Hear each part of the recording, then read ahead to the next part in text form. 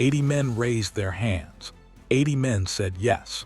And not a single one of them knew if they would ever come home. This is not just a war story.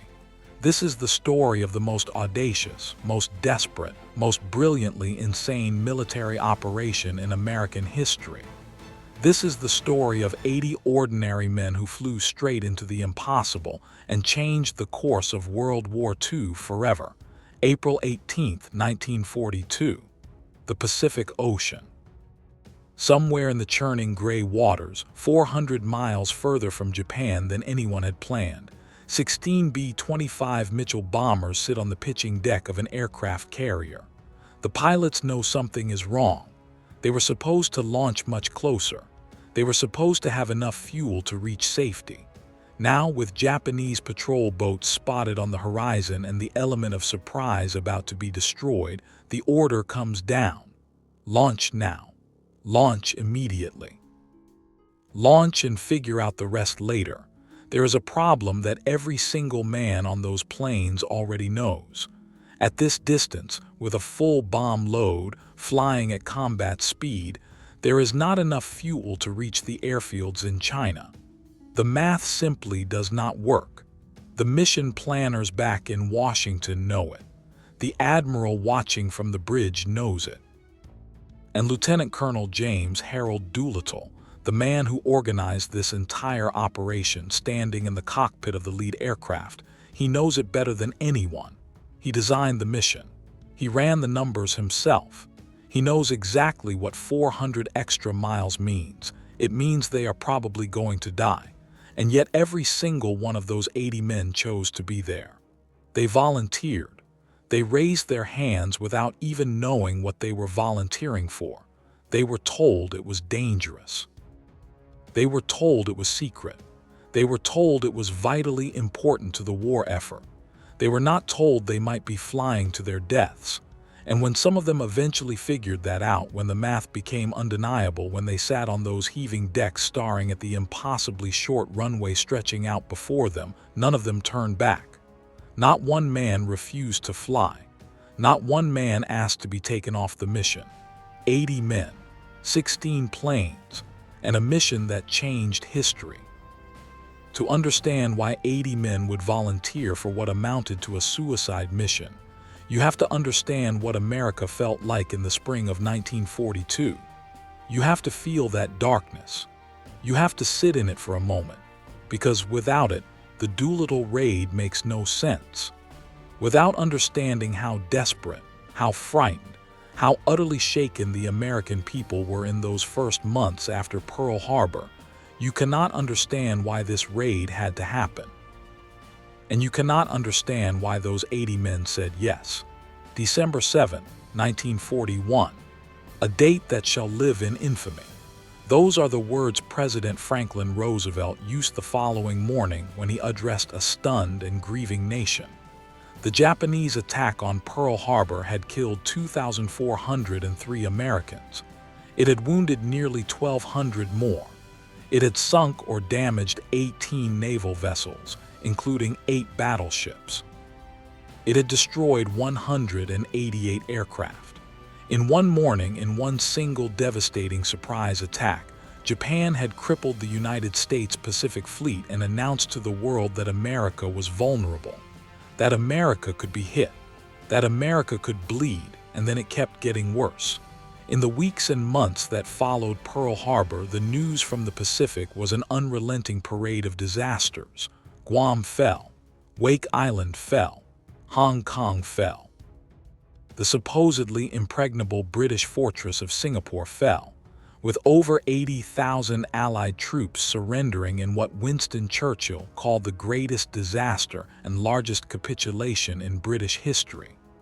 The Philippines were being overwhelmed, with American and Filipino forces under General Douglas MacArthur being pushed back to the Bataan Peninsula, where they were slowly starving and dying in the jungle, waiting for reinforcements that could not come. MacArthur himself was ordered to escape by submarine, leaving his men behind with the famous and ultimately hollow promise, "I shall return." Japanese forces were pushing across the Pacific with terrifying speed and efficiency. They had seized the Dutch East Indies with their vital oil fields. They had taken Borneo. They had taken Celebes. They had taken Timor. They were pushing toward Australia, toward India, toward a vision of a vast Pacific empire that seemed, in those dark early months of 1942, almost unstoppable. The rising sun flag was rising over territory after territory, and American forces seemed powerless to stop it. Back home in the United States, fear was becoming a physical presence. On the West Coast, people genuinely believed that Japanese forces might invade California. Air raid drills were conducted in Los Angeles. Blackouts were enforced along the coastline. In February of 1942, the so-called Battle of Los Angeles saw anti-aircraft guns firing into the night sky over the city, triggered by what turned out to be nothing more than weather balloons and war nerves. The paranoia was so intense, so overwhelming, that the United States government would soon make one of the most shameful decisions in its history, rounding up over 110,000 Japanese Americans and imprisoning them in internment camps, citizens, families, children stripped of their homes and their freedom because of fear. The American people needed something. They needed a win. They needed proof that the Japanese Empire was not invincible. They needed to know that America could strike back. They needed hope, and in the spring of 1942, hope was in desperately short supply. It was in this atmosphere of crisis and desperation that a Navy captain named Francis Lowe walked into the office of Admiral Ernest King with an idea so crazy it just might work. Lowe had been flying near a naval air station in Norfolk, Virginia, and he had noticed something. The outline of a carrier deck had been painted on the runway to practice carrier landings and takeoffs, and he had watched Army Air Force's B-25 medium bombers flying nearby, and something had clicked in his mind. What if Army bombers could take off from a carrier deck? What if, instead of Navy aircraft with their limited range and bomb capacity, you loaded Army bombers onto a carrier and launched them close enough to Japan to actually bomb Tokyo? The idea was revolutionary, and it was insane in equal measure. No Army bomber had ever taken off from an aircraft carrier. The B-25 Mitchell was a big aircraft. Its wingspan was nearly 68 feet. Aircraft carriers were designed for naval aircraft with folding wings, not Army medium bombers. Nobody knew if a B-25 could even generate enough lift to get airborne from a carrier deck. Nobody knew if the deck was long enough. Nobody knew if the aircraft's wheels could handle the pitching and rolling of a carrier at sea. The entire concept was theoretical, untested, and in the opinion of many experienced naval aviators, completely impossible. Admiral King loved it immediately. He took the idea to the Chief of Naval Operations and then to General Hap Arnold, the commander of the Army Air Forces. Arnold loved it too. Within days, the plan had reached the highest levels of the American military. Within weeks, it had been approved by President Roosevelt himself. The president, looking for anything that might boost American morale and strike a blow against Japan, gave the mission his full blessing. The only question now was who could make it happen. The answer, when military planners looked around for someone crazy enough, skilled enough, and respected enough to pull this off, was obvious. There was really only one man, James Harold Doolittle. Jimmy Doolittle was already a legend before the war began. He was not the kind of man you invented for a movie. He was more interesting than that. He was the son of a gold rush prospector. He grew up in Nome, Alaska, in conditions of genuine frontier hardship. He was small, barely 5 feet 4 inches tall, but he had a physical presence and a confidence that filled rooms.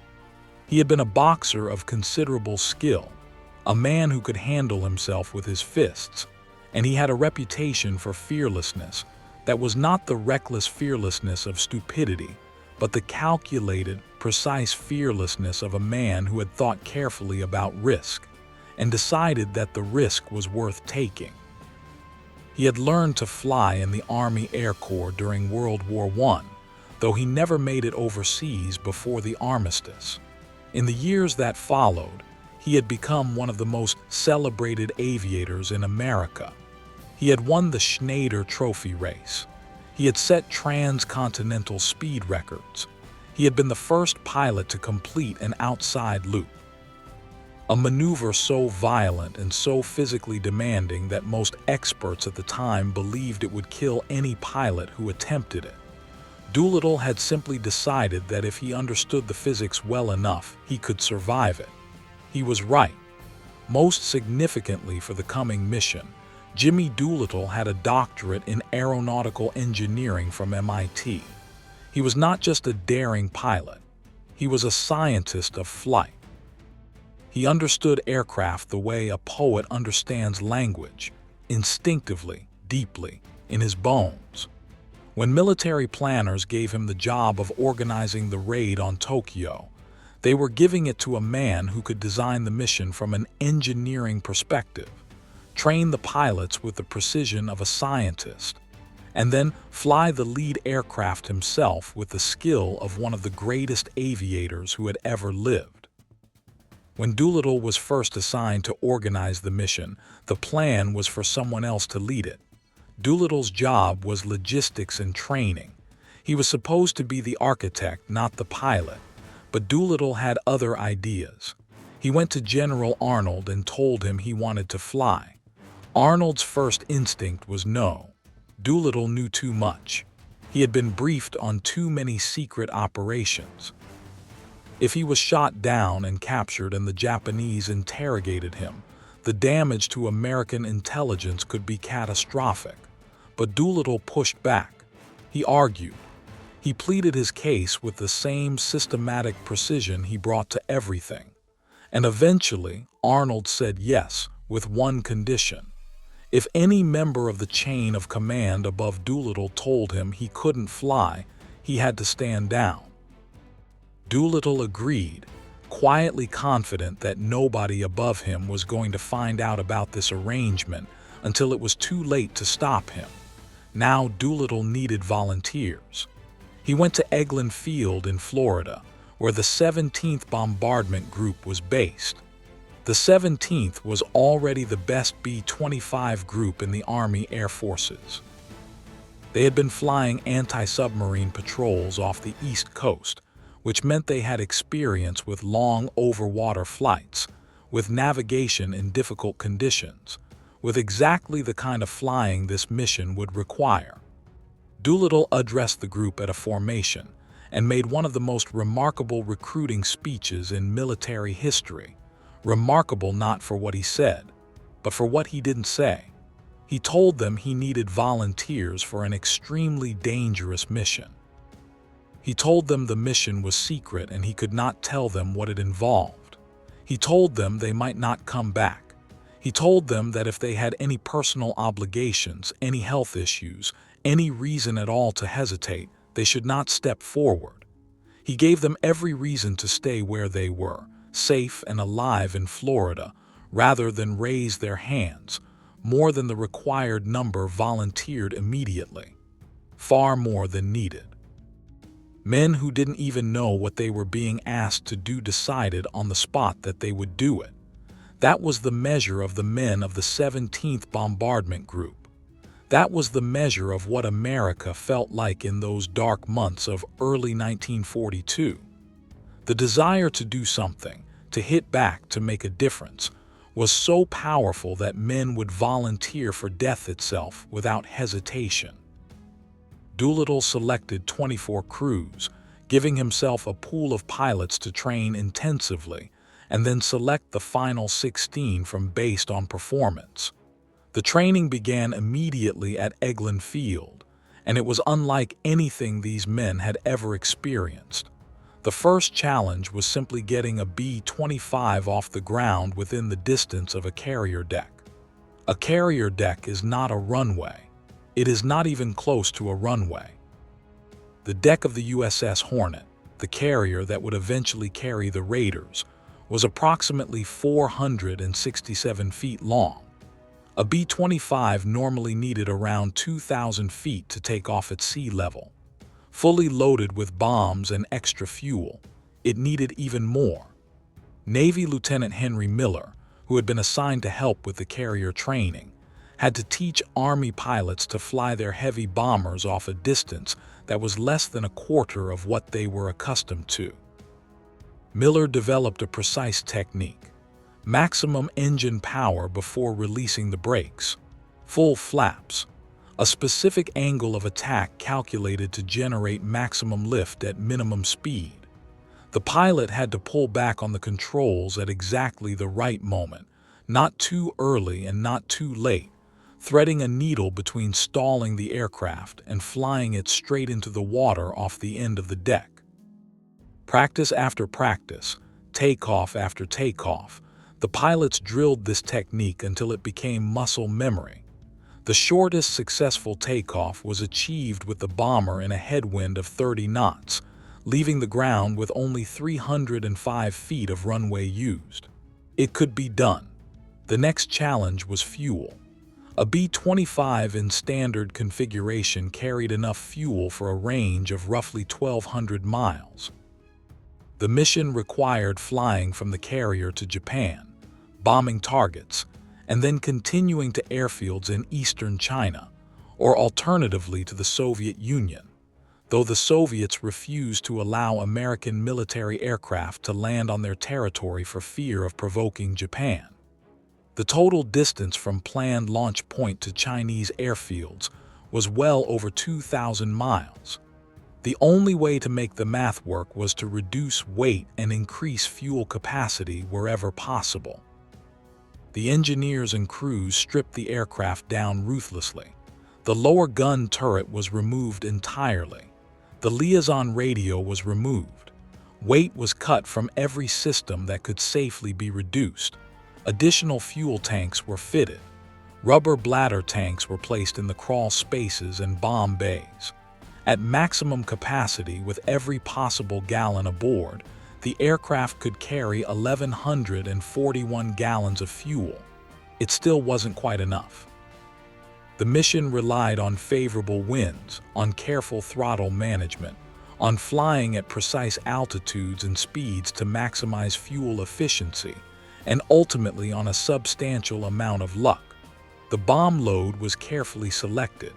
Each aircraft would carry 4 500-pound bombs.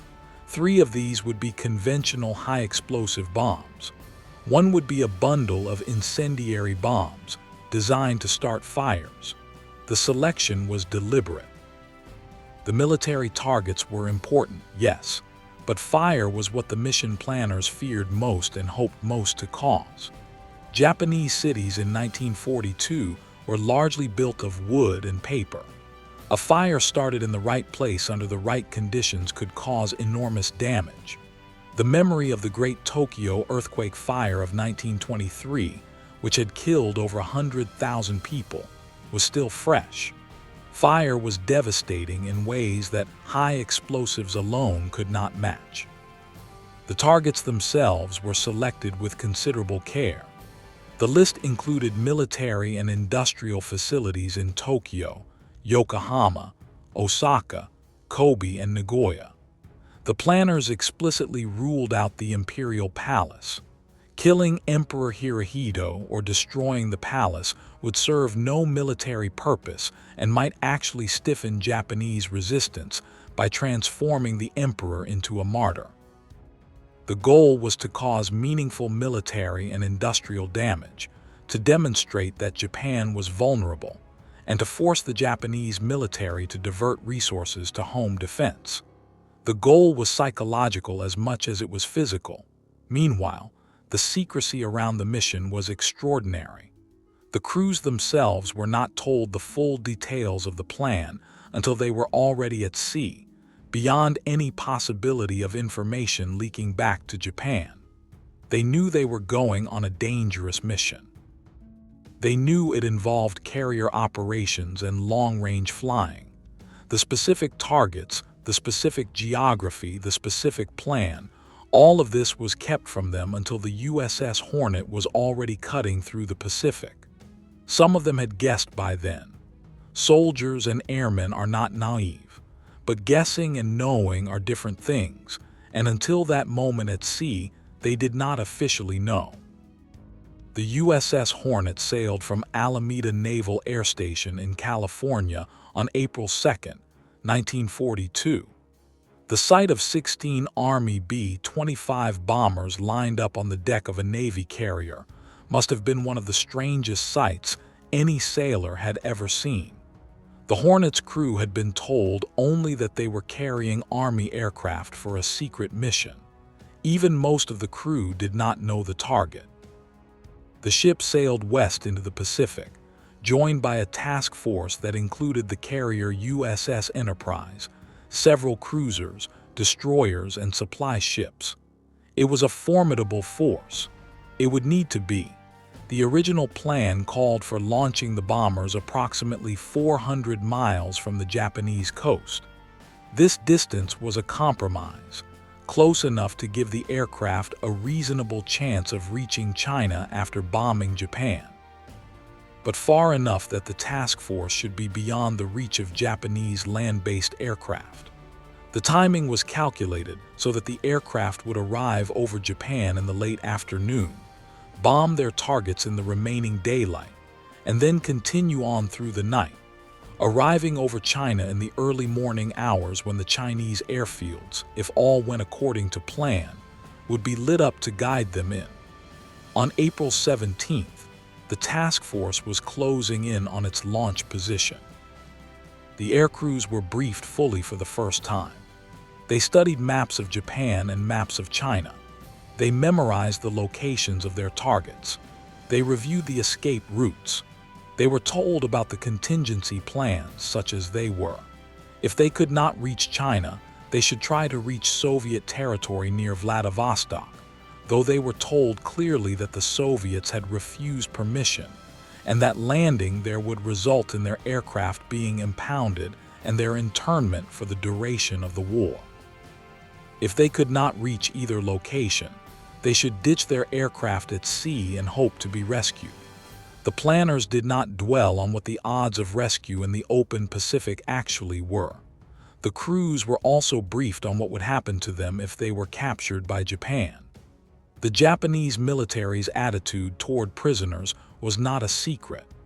The treatment of Allied prisoners at Hong Kong, in the Philippines, across the Pacific theater was becoming known in fragments and rumors. Being captured as a member of a bombing raid on Japan itself, the sacred home islands, the territory that had never in modern history been attacked by a foreign enemy, that was a particular kind of capture with particular kinds of consequences. Nobody said it directly, but everyone understood. Being shot down over Japan and surviving would not necessarily be better than not surviving. The morning of April 18th arrived with the task force still more than 600 miles from Japan, more than 200 miles further than the planned launch point. The weather was rough, with heavy seas and a blustering wind. And then, at just after 7 in the morning, the lookouts on the Enterprise spotted a Japanese patrol boat. The Nito Maru, a small vessel of less than 100 tons, was part of Japan's picket line, a series of fishing boats and small craft that Japan had deployed roughly 700 miles out from the home islands to provide early warning of exactly this kind of approach. The Nito Maru spotted the American fleet and immediately began transmitting a radio message warning of American vessels in the area. The cruiser Nashville opened fire and sank the vessel, but the damage was done.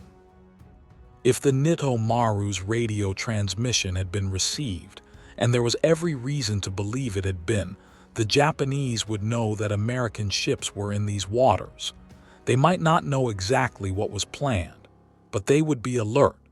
They would be searching. The window of surprise was narrowing by the minute, Admiral William Halsey, the task force commander, faced a brutal decision. He could turn back. The mission could be scrubbed. The carriers and their escorts could withdraw to safety, and nobody would ever be able to say with certainty that Halsey had made the wrong call. Or he could order the launch immediately from 650 miles out, 250 miles further than planned, with full knowledge of what that extra distance meant for the fuel calculations and the survival odds of the 80 men on those bombers. The message came to the Hornet from Halsey's flagship Enterprise. It was brief and it was direct. Launch planes. To Colonel Doolittle and his gallant command, good luck and God bless you. On the heaving deck of the Hornet, in 40-knot winds and rough seas, Jimmy Doolittle climbed into the cockpit of the lead B-25. He was going first, which meant he had the shortest deck run, just 467 feet of pitching, spray-soaked steel between him and either sky or ocean. He had never actually taken off from a carrier before in actual operational conditions.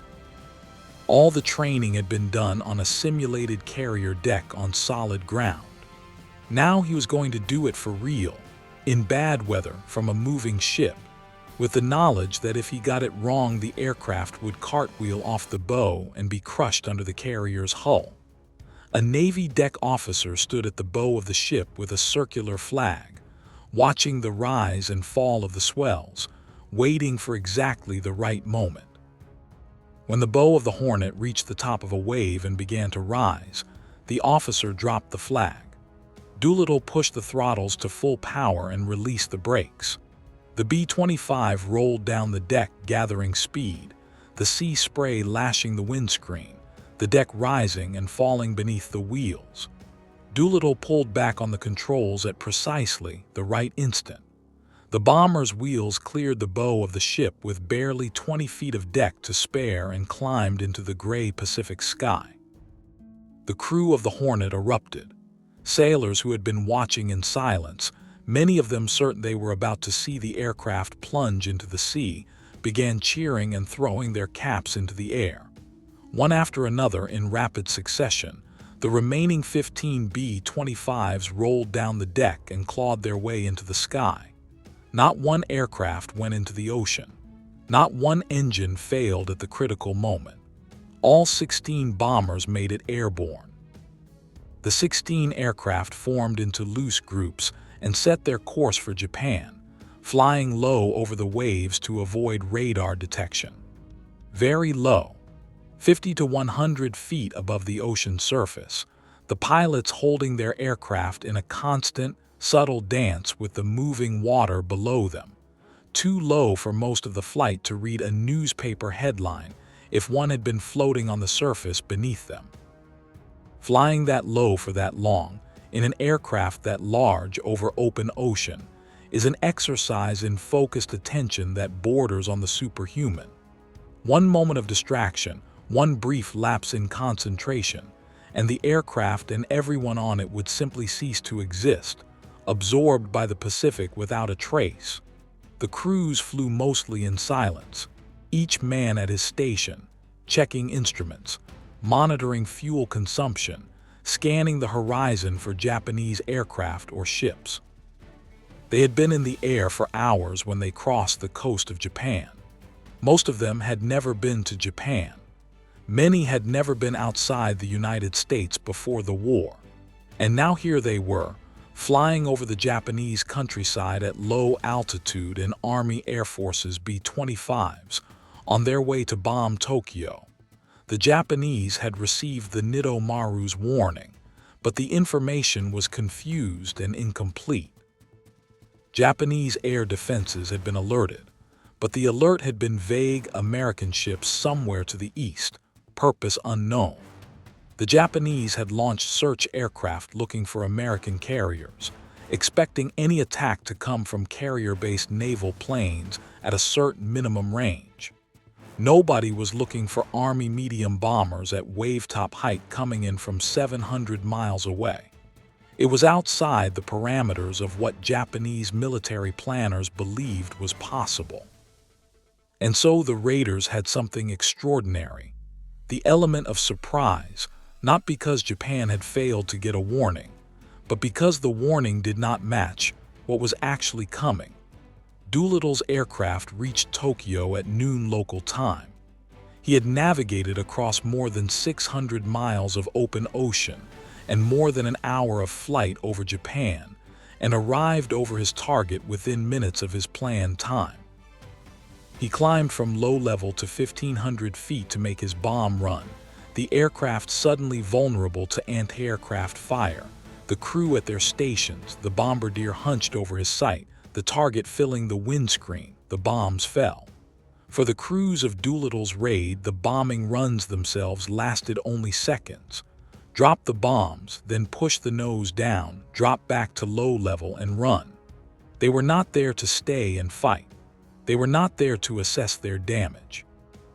They were there to prove that it could be done, and then to get out as fast as their aircraft could carry them. Across the target areas in Tokyo, Yokohama, Osaka, Kobe, and Nagoya, the other 15 aircraft were making their runs with similar speed and similar urgency. Anti-aircraft fire came up from below, black puffs of smoke that the pilots flew through with gritted teeth, feeling the occasional shudder as shrapnel struck their aircraft. A few Japanese fighters rose to intercept, but most of them were looking in the wrong place at the wrong time, and the B-25s were fast enough and low enough that the intercepts were largely unsuccessful.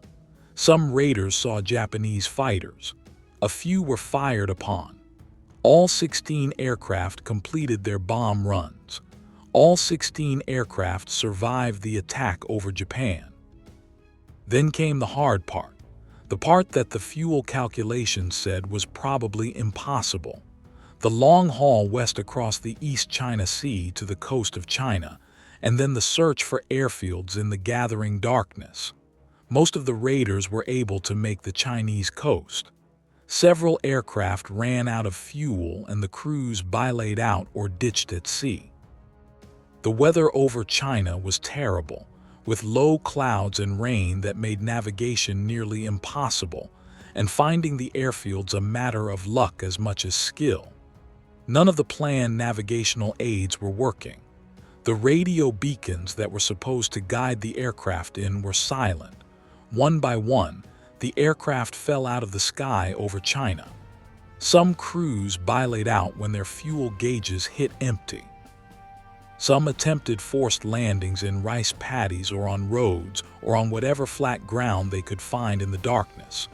One aircraft, unable to make China at all, diverted to Soviet territory near Vladivostok, where exactly as predicted, the crew was interned. The aircraft was impounded. The 5 men of that crew would spend over a year in Soviet custody before eventually being allowed to escape through Iran. Of the 80 men who had launched from the Hornet, 71 came back from China. 3 were killed in the crash landings and bailouts over Chinese territory.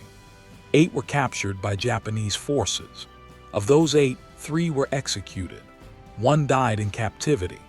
4 survived the war and came home, though the conditions of their captivity were brutal beyond description, and the survival of those 4 men was a testament to an endurance and a will to live that defies easy comprehension. The 3 executed raiders were Sergeant Harold Spatz, Lieutenant Dean Hallmark, and Lieutenant William Farrow. They were condemned by a Japanese military tribunal under a law that Japan had retroactively enacted, essentially creating a war crime where none had legally existed before, specifically to justify executing men who had done nothing that was not permitted under the laws of war. They were shot by a firing squad in Shanghai on October 15, 1942. They were 22, 24, and 24 years old. Corporal Jacob de Chazer, one of the 4 who survived Japanese captivity, experienced something remarkable during his 40 months of imprisonment. Held in conditions of severe deprivation, subjected to torture and systematic cruelty, he somehow obtained a Bible and read it obsessively during the brief period when he was allowed access to it. He became a committed Christian. After the war, he returned to Japan as a missionary, dedicating his life to the country that had imprisoned and tortured him. He spent 30 years there. The transformation of Jake DeShazer from a bombing raider to a man of peace who chose to live among his former enemies is one of the most extraordinary stories to emerge from the entire Pacific War. And then there is the story of what the raid did to the Japanese people and to the Japanese military. Because the Doolittle raid did not destroy Tokyo, the material damage was real but not catastrophic. The bombers hit a steel mill, an oil storage facility, several military installations, and caused fires in residential areas. 50 Japanese civilians were killed, and a number of Japanese military personnel. In terms of the physical destruction of Japanese war-making capacity, the raid was a relatively minor event. It was not Hiroshima.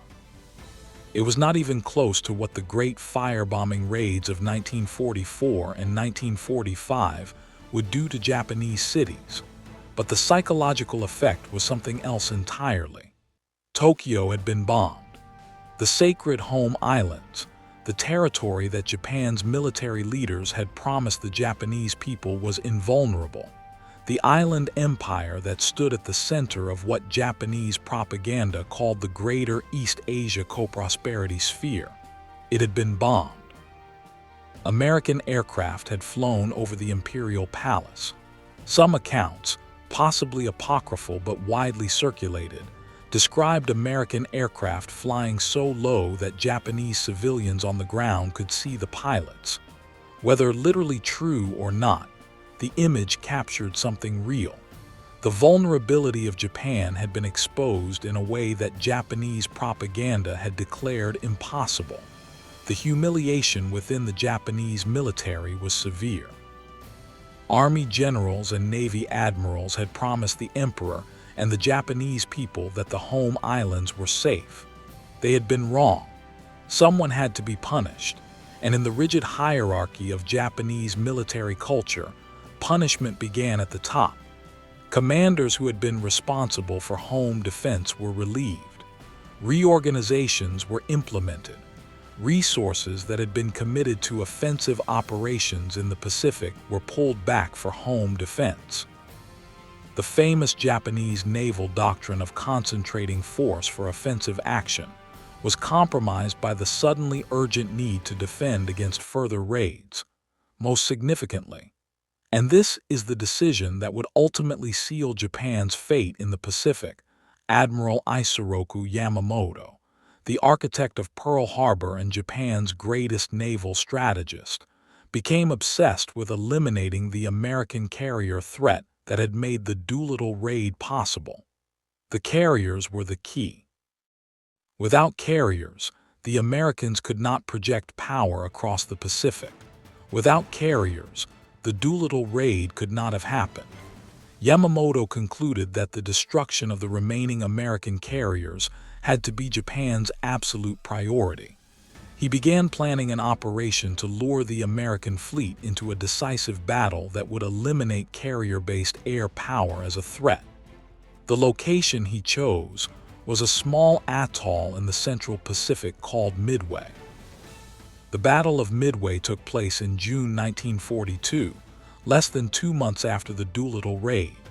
In 4 days of fighting, the United States Navy sank 4 Japanese fleet carriers, the Akagi, the Kaga, the Soryu, and the Huryu, along with a heavy cruiser, and shot down hundreds of experienced Japanese naval aviators. It was the turning point of the Pacific War. Japan never recovered from the loss of those 4 carriers and those pilots. The momentum that had seemed irresistible in the first months after Pearl Harbor was broken at Midway, and it was never recovered. Military historians have debated for decades whether Yamamoto would have chosen to fight at Midway if the Doolittle raid had not happened. Most conclude that the raid was a significant factor in his decision, that the humiliation of seeing Tokyo bombed pushed him toward a decisive engagement he might otherwise have avoided or delayed. If that is correct, and most of the available evidence suggests it is, then the Doolittle raid did not just boost American morale.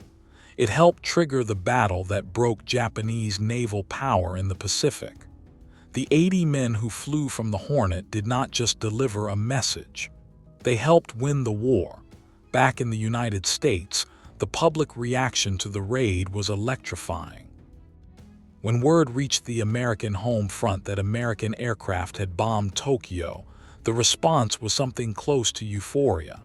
After months of nothing but bad news, of defeats and retreats and the grim news from Bataan and Corregidor, this was a moment of pure triumph. America could hit back. America could reach the enemy where the enemy had believed himself safe. The recruitment offices saw new lines forming. Bond sales surged. The mood of the nation, which had been one of determined but anxious endurance, shifted perceptibly toward something more like confidence. President Roosevelt was asked by reporters where the bombers had launched from. With a smile that those who were present remembered for decades, Roosevelt replied that they had launched from Shangri-La, the fictional utopia from the popular novel Lost Horizon. The answer was part security protocol and part characteristic Roosevelt wit. The secret that the aircraft had launched from an aircraft carrier would be maintained for years. The cover story served its purpose. The American people celebrated without needing to know the full story, and the Japanese were left uncertain about how the attack had been carried out, and therefore uncertain about how to prevent the next one. The raiders themselves came home to a hero's welcome. Doolittle, who had crash-landed his aircraft in a Chinese rice paddy after bailing out of his aircraft. His crew had bilayed out first, and he had set the autopilot and jumped last, as a commander should expected to be court-martialed for losing all 16 aircraft. Instead, he was promoted to brigadier general, skipping the rank of colonel entirely. It was the fastest promotion in Army Air Force's history. He was awarded the Medal of Honor, presented personally by President Roosevelt in a White House ceremony. The citation called the raid one of the most audacious operations in military history. The surviving raiders were feted and celebrated across the country. They gave speeches, they appeared at Bond rallies, they shook hands with presidents and generals and movie stars. And then most of them went back to the war. They flew more missions. They fought through the rest of the Pacific Campaign and the air war over Europe. Some of them were killed in subsequent operations. The Doolittle raid was, for most of them, not the end of their story, but simply the moment that history had chosen to record. They had lives before it and lives after it, and the mission they had volunteered for without knowing what it was became the thing they would be remembered for forever. There is one tradition associated with the Doolittle raiders that deserves special attention, because it says something profound about these men, and about the bonds that combat forms between those who face death together. After the war, the survivors began meeting annually. They brought with them a set of silver goblets, one for each of the original 80 raiders. Each goblet was engraved with the name of one raider, right side up on one side and inverted on the other. At each reunion, the goblets of those who had died since the last reunion were turned upside down.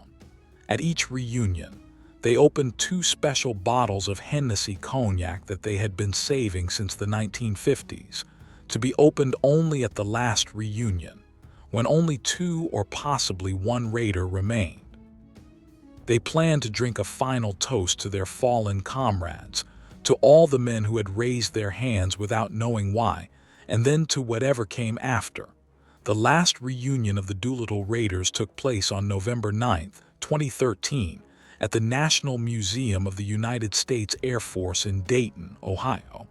By that time, only 4 raiders were still alive. Only 3 were well enough to attend. The bottles of cognac were opened. The 3 men raised their glasses. They drank their toast to the men who were gone. The tradition was ended as they had always known it would be, with the dignity and the absence of self-pity that had characterized these men from the very beginning. Richard Cole, who had been Jimmy Doolittle's co-pilot on the lead aircraft, the #1 ship that had been first off the deck, was the last surviving Doolittle raider. He died on April 9, 2019, at the age of 103. He had lived long enough to see his name in the history books, long enough to attend more reunions than any other raider, long enough to see the world that the Doolittle raid had helped to shape come into being and evolve in ways that nobody in 1942 could have imagined. He died quietly, having outlived almost everyone he had ever known in the war, and his death was noted with honor and with grief by those who understood what he and his comrades had done. Jimmy Doolittle himself lived until 1993. He died at the age of 96, having accumulated during his life a collection of honors and achievements that would seem implausible in a work of fiction. He had been promoted to General of the Air Force. He had been awarded every major American military decoration. He had served on presidential commissions and corporate boards. He had been a figure of enormous influence in American aviation for the better part of the 20th century. And through all of it, in interview after interview, he was characteristically direct about the Doolittle raid. He said that the crews deserved all the credit. He said that he had only done what any pilot in his position would have done. He said that the real heroes were the men who had raised their hands, not the man who had organized the mission. He was, as he had always been, both completely right and completely wrong about that. The men who volunteered were heroes. The men who flew were heroes.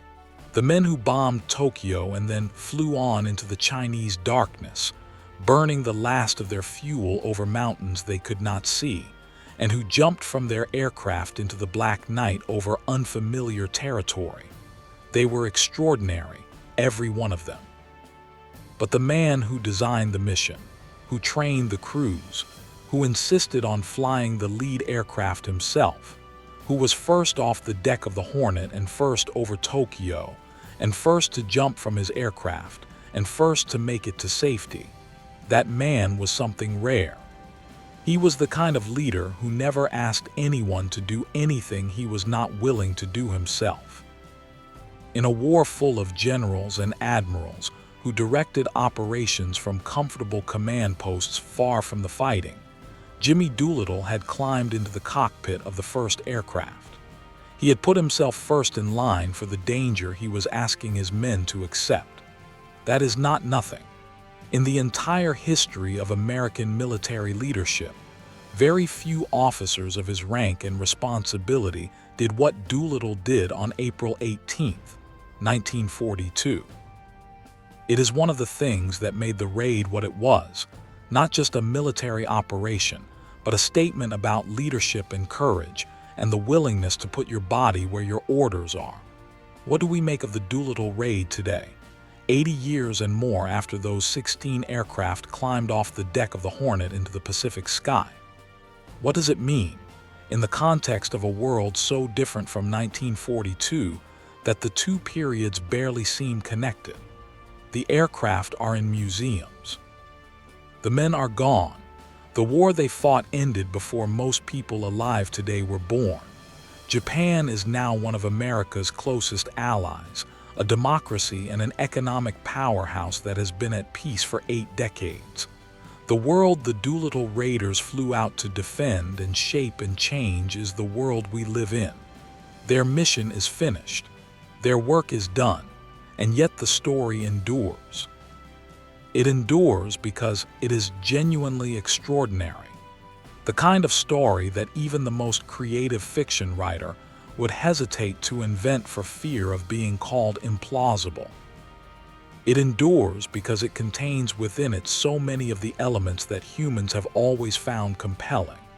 The volunteer who raises his hand without knowing why.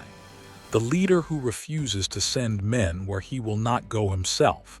The plan that should not work and somehow does. The sacrifice that seems to go beyond what can reasonably be asked of any person and is made anyway. It endures because 80 men volunteered for a mission they knew they couldn't survive, and most of them did survive. And even those who didn't, even the 3 who were executed in Shanghai, and the 1 who died in captivity, and the 3 who died in crash landings in China, they did not die in vain. What they did mattered. What they did changed things. The arc of the Pacific War bent, at least in part, because of what 16 B-25s did to Tokyo on a rainy April afternoon in 1942. There is a lesson in this that goes beyond military history. There is something here about the relationship between what appears possible and what actually is possible. In the spring of 1942, the Japanese Empire appeared invincible. The math said the mission couldn't be done. The fuel calculation said the aircraft wouldn't make it. The intelligence said that Japan's air defenses would destroy any attacker. Everything that could be measured said no. And 80 men said yes anyway. That is not recklessness. Recklessness is ignoring reality. What Doolittle and his raiders did was something different. They understood the reality completely. They calculated the odds with precision. And they decided that the odds were acceptable in the service of something important. They decided that the mission was worth the risk, not because they didn't understand the risk, but because they understood it perfectly and chose to accept it. That is not recklessness. That is courage. There is a difference, and it matters. The final image of the Doolittle raid that stays with me is not the takeoff from the Hornet, dramatic as that was. It is not the bomb run over Tokyo, or the crash landings in China, or the Medal of Honor ceremony at the White House. The final image is from the last reunion in Dayton in 2013. 3 old men, the youngest of them in his 90s, opening 2 bottles of cognac they had been saving for 70 years, raising their glasses to the men who could not be there. Drinking a toast in a room full of upturned goblets. They had done what they set out to do. They had kept faith with the dead. They had remembered and been together in their remembering. And now the last chapter of the story was being written in the quiet of a museum in Ohio, far from the Pacific, far from the Hornet's pitching deck, far from the fire and darkness over Japan and China. They drank their toast. They set down their glasses, and the last survivors of the most audacious mission in American military history walked slowly out into the ordinary afternoon. Now I want to ask you something. Of all 80 men who flew or were part of this mission, knowing everything you now know, the odds, the fuel calculations, the risk of capture, the certainty of danger, if you had been standing in that formation at Eglin Field in early 1942, and Jimmy Doolittle had walked up and said he needed volunteers for the most dangerous mission of the war without telling you what it was, would you have raised your hand? Think carefully before you answer. Because the truth is, most of us would like to believe we would have. The question is whether belief and reality would have matched in that moment. Drop your answer in the comments below. And if this story moved you even half as much as it moves me every time I revisit it, subscribe and share it, because these men deserve to be remembered. Every single one of them.